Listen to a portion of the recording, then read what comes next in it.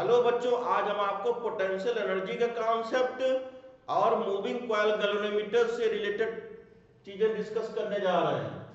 तो ये potential energy जैसे यूनिफॉर्म मैग्नेटिक फील्ड के इनसाइड जब कोई करंट करिंग कंडक्टिंग लूप है, इसमें करंट आई फ्लो रही है और इसका मैग्नेटिक डायपोल मोमेंट m है, इसके बीच में एंगल थीटा है, तो पोटेंशियल एनर्जी की वैल्यू होती है U equal to minus M B cos theta. U equal to minus M vector dot B vector लिख सकते हैं। केस वन, अगर मैग्नेटिक फील्ड और magnetic dipole moment same direction में है तो उस कंडीशन में मिनिमम पोटेंशियल एनर्जी होती है, इसकी वैल्यू माइनस एम बी होगी और टॉर्क की वैल्यू 0 होती है। ये स्टेबल इक्विलिब्रियम का कंडीशन है, ये stable equilibrium. Case two, magnetic field और मैग्नेटिक डायपोल मोमेंट जब परपेंडिकुलर डायरेक्शन में होगा तो उस कंडीशन में जो पोटेंशियल एनर्जी होगी उसकी वैल्यू 0 होगी और टाउ की वैल्यू मैक्सिमम होगी mb। और जब अपोजिट डायरेक्शन में होगा तो थीटा इक्वल टू 180 डिग्री, उस कंडीशन में पोटेंशियल एनर्जी मैक्सिमम होगी, टॉर्क 0 होगा और अनस्टेबल इक्विलिब्रियम होगा। Work done in rotating against field, magnetic field के इनसाइड किसी कंडक्टिंग वायर को जिसमें करंट फ्लो रही है यूनिफॉर्म मैग्नेटिक फील्ड के इनसाइड उसको रोटेट कर रहे हैं तो क्या इफेक्ट पड़ेगा। वर्क एनर्जी थ्योरम अप्लाई कर देंगे, work done by agent plus work done by conservative force equal to change in kinetic energy plus change in potential energy. ये कंजर्वेटिव फोर्स इसमें नहीं है तो ये हो जाएगा W agent equal to U2 minus U1 हो जाएगा।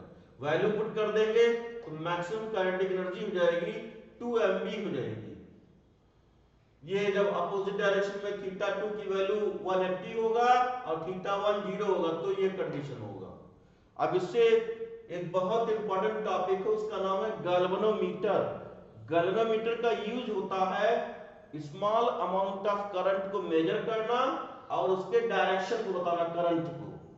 ये कैसे, इसका कंस्ट्रक्शन क्या है, तो इसमें सिलिंड्रिकल मैग्नेट लेते हैं और ये टॉप व्यू होता है ऊपर से देखने पर, ये मेजरिंग स्केल है और ये जब ये स्प्रिंग बैलेंस के उस पर वर्क करता है तो ये रेडियल मैग्नेटिक फील्ड प्रोड्यूस कराते हैं। तो रेडियल मैग्नेटिक फील्ड इसलिए प्रोड्यूस कराते हैं कि हमेशा जो टॉर्क की वैल्यू हो वो हमेशा मैक्सिमम हो और इसमें फाई होता है टॉर्क, ये एंगल होता है मेजरिंग स्केल में जब नीडल डिफ्लेक्ट होता है तो डिफ्लेक्टिंग एंगल होता है ये फाई। तो इसमें इक्विलिब्रियम पोजीशन में ये होगा tau maximum equal to tau torsional, तो mb sin 90 degree equal to c phi, तो mb equal to c phi and iab equal to c phi, I equal to c upon NAB phi, तो I is directly proportional to phi हो जाएगा। c torsional constant होता है, phi angle of deflection के galvanometric constant होता है। तो इसमें ये एक रेक्टेंगुलर कंडक्टिंग वायर होते, उसके ऊपर उसके अंदर सॉफ्ट आयरन कोर होता है, उसके ऊपर बहुत सारे वायर लपेटते हैं और उसको इस तरीके से रखते हैं तो टॉप व्यू दिखाई देता है। ये वायर्स हैं, इसमें स्प्रिंग लगा होता है और जब करंट फ्लो होती है तो जब टॉर्क की वजह से स्प्रिंग क्या करता है, स्प्रिंग कंप्रेस होता है।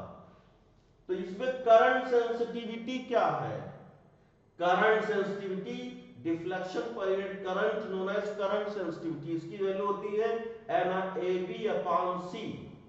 इसमें नंबर ऑफ टर्न्स इंक्रीज करेंगे तो करंट सेंसिटिविटी इंक्रीज होगी।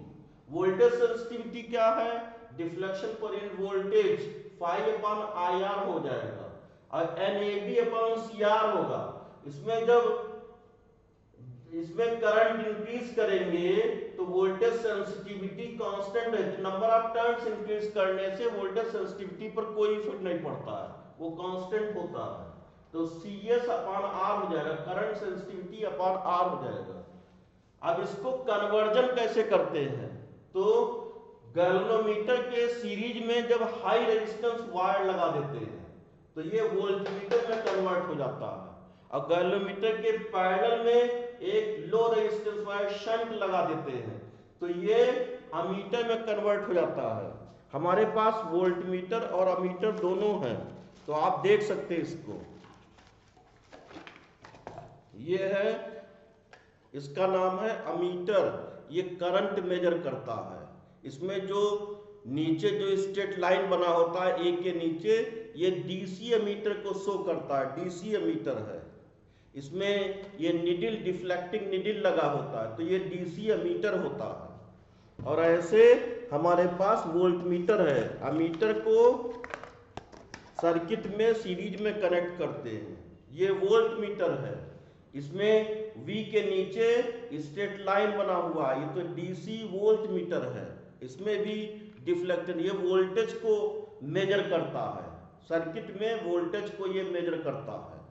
तो ये गैल्वेनोमीटर कन्वर्ट कर सकते हैं मीटर और वोल्टमीटर में। अब इससे रिलेटेड एक इंपॉर्टेंट न्यूमेरिकल है, number of turns are increased by 50% and magnetic field is decreased by 50%, तो find out percentage change in current sensitivity of moving coil galvanometer. तो इसमें कैसे, जब 50%, अगर हम 1 से 10% तक चेंज करते हैं तो एरर एनालिसिस यूज कर सकते हैं, लेकिन ये 50% है, इसलिए करंट सेंसिटिविटी की वैल्यू होती है NAB/C। ये इनिशियल है, फाइनल क्या हो जाएगा, नंबर ऑफ टर्न्स 50% इंक्रीज किया है तो N+N/2 हो जाएगा। एरिया कांस्टेंट है और मैग्नेटिक फील्ड को 50% डिक्रीज किया है तो B-B/2 हो जाएगा अपॉन C, तो ये 3/4 NAB/C हो जाएगा। तो percentage change in current sensitivity equal to current sensitivity final minus current sensitivity initial upon current sensitivity initial into 100, तो ये -25 सेंटीमीटर, मतलब 25%, तो 25% ये डिक्रीज हो गया। Thank you.